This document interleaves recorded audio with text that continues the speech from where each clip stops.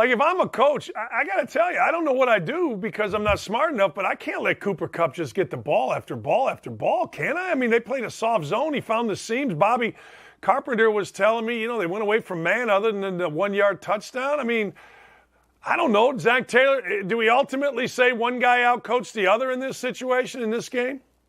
Yeah, I guess to a degree. I mean, the winning coach, did the better coaching ultimately. But I mean, I think I tend to put it on the players more than the coaches, and I think those guys have to.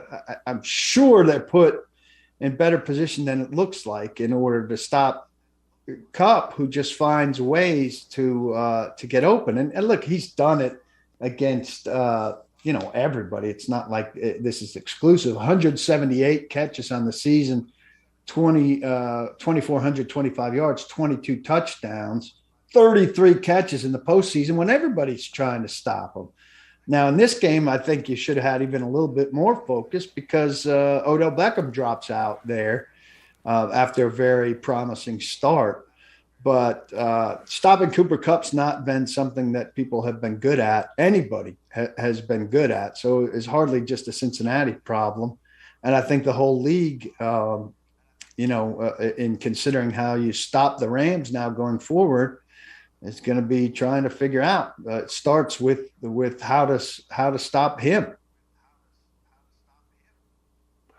Hey, Paul, 2 years in a row, you see a quarterback come over, whether it's how Brady came or how Stafford came, it doesn't really matter. Urban's talked about this being kind of an all-star team with the Rams. Bill Polian was here in Indy and obviously very successful. It was always build through the draft, reward your own with contracts, build, all that kind of stuff. Have these last 2 years kind of changed maybe the way rosters are built? I think it's a two-phase process, and I do think, it's copycat league. I'll write something about that today. Copycat league, and there's always some kind of gravitational pull towards the way the Super Bowl champion won.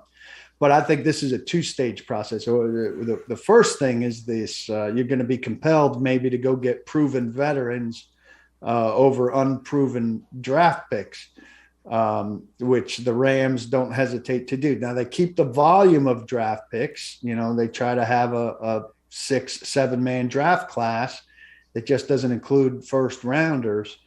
But the other thing a team has to come to terms with is the salary cap implications of that. And there's still some teams that operate in fear of the salary cap, as opposed to as the Rams have done without much concern for the salary cap. You pay the piper later. You can manipulate it very carefully, and you can kind of stiff arm it. I think every fan base and every team would say, give me the Super Bowl this year, and I'm not worried about that stuff down the road. Now, if the Rams, stink in 2 years, people will be upset that they stink in 2 years, but everybody, a sane mind will emerge in every one of those conversations and say, hey, remember 2 years ago how great that was? And that's the way the conversation should go. I do think this should loosen people up in terms of, look, a proven player is better than a roll of the dice. But the roll of the dice is much better on the spreadsheet, and you have to have people who are willing to be more flexible and creative with that spreadsheet. And so I think the football people might be more willing than the business people at this stage, and you've got to convince them.